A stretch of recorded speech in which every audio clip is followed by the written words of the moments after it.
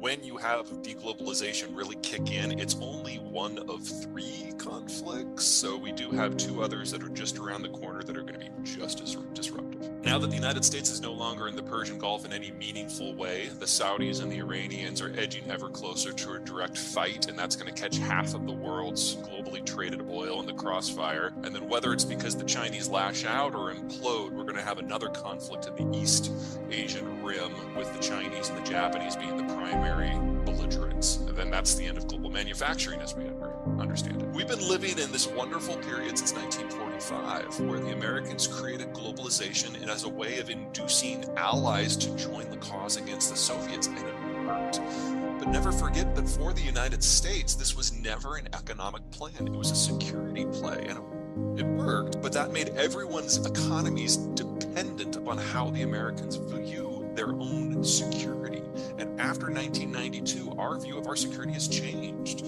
We don't see the Cold War as this overwhelming threat anymore. Even with the Russians being back on the warpath in Ukraine, that hasn't changed American minds on globalization. If anything, it's reinforced it. If you look at all the deals that the Americans are cutting with the Japanese, the Europeans, and everyone else on the war, every single one of them is 100% purely security. None of them are guns for butter deals where there's some sort of Bretton Woods or Globalization 2 on offer. In fact, every trade tariff, every trade war that Donald Trump initiated, the Biden administration has doubled and tripled down on except for one out of over 80. We're done. And if we're done, we are honestly just kind of marking time until something in this system breaks. The Ukraine war very well could be that thing.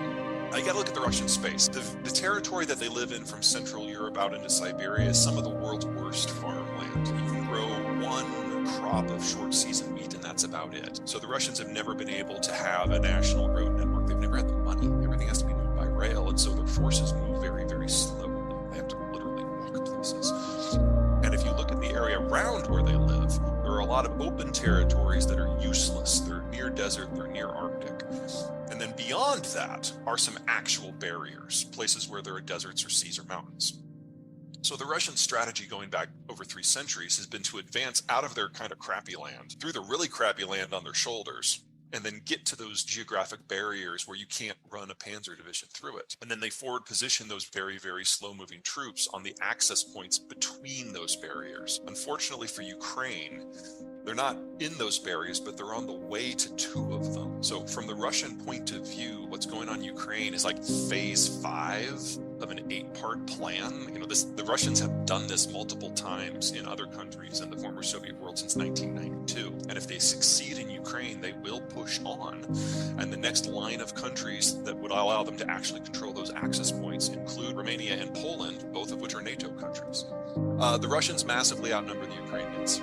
And they have a lot more men to lose, and they have a lot higher tolerance for casualties. So the 2 or 3 to 1 ratio that the Ukrainians have been inflicting on the Russians in terms of casualty ratios is wildly insufficient if the Ukrainians are going to win. They need to achieve a series of mass fatality events that kills at least minimum 500,000 Russian troops in a very short period of time. That is very difficult to do. They also, because of the numbers disconnect, can only win if they win on quality and above all mobility. And they haven't been able to do that this winter because it has been freakishly warm in Ukraine all winter. The ground never froze solid. It's still about 40 degrees today in Kiev. And that means that all of the fields are not frozen solid, they're mud, and the Ukrainians can't maneuver in the mud, so they can't use their superior mobility in order to encircle, cut off, and dice up the Russian troops. This is buying the Russians time to reinforce. They've started a second, what's the word I'm looking for here, mobilization. And by the time we get to May 1, which it will be spring and mud season will be over, the Ukrainians will have more troops with more training and better equipment, but the Russians will have thrown an extra 500,000 men into the fight. So we're going to find out very, very soon, certainly before the end of June, which of these battle strategies is going to be more effective. And the numbers absolutely favor the Russians, because remember, unless the Ukrainians can inflict 8-to-1 casualty ratios, they still lose. But if they can pull that off and completely break Russian military power, then it's game on. We will know by mid-June just who's going to win this war. Now, step 2, the impact that this has on all those economic issues you were bringing up. The Russians are a major producer or processor of any number of industrial and agricultural materials that just don't have good substitutes anywhere. On the agricultural front, potash is the most important one. In terms of industry, I'd say chromium and nickel are probably near the top because you can't make steel without them. All of this stuff has been maintained, all this infrastructure has been maintained not by the Russians, but by Westerners who are no longer there. A lot of the industrial infrastructure dates back to the 60s, and we are already seeing industrial accidents that are so big that they can't be seen from orbit. They can be detected from orbit because the explosions are so big. It's happening in energy and natural gas, it's happening in agricultural production, it's happening in chemicals. So whether it happens in 3 months or 3 years, we need to count on most of the industrial materials that the Russians send to the rest of the world going away, regardless of who wins this war. And that makes a lot of things all very difficult for a lot of other players. But the Russians are losing the ability to produce it anyway. So even if you're willing to go around the sanctions, and a lot of these products like, say, nickel or potash, they're not under sanction. It's just people refusing to use them. And now they're going away.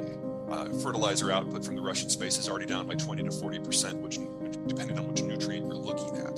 This is something the world is not ready for. If we really are going to reindustrialize the United States, we need a lot of steel. If we are really going to electrify everything, we need 4 times as much nickel and 10 times as much lithium. We can't do that normally. We've never, as a species, been able to double the volume of any material that we were already had in use within a decade, and we have to do it for 14 things for the Green Everything program, and we're going to now do it without the Russians. So we are looking at significant corporate breaks in terms of the supply for a lot of basic materials. The ones I'm most concerned about by far are those fertilizer materials. We were very lucky in 2022. Farmers the world over had great weather, and everyone had a backup fertilizer supply in their back pocket. That's gone, and Mother Nature is never that nice 2 years in a row. So this is probably the beginning of a significant year of food shortages on top of the industrial shortages. You remember that first week of the war when that giant convoy was moving south from Belarus to Kiev, and we thought it was all over on like day 2. And then on day 4, it stopped because they forgot fuel. And on day 7, all the soldiers walked back to Belarus because they also forgot food. Everyone I know in NATO kind of came to the same conclusion, that the Russians don't know how to fight. It's not that they've forgotten the lessons of the Soviet period, it's they've forgotten the lessons of the Tsar. They're almost starting from scratch.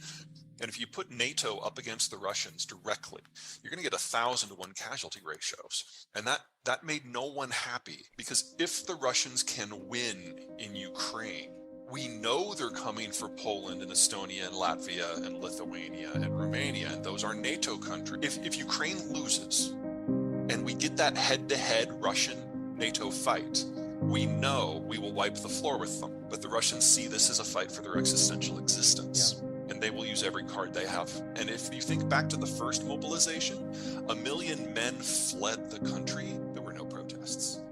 The Russians are broadly in favor of the war. They would just prefer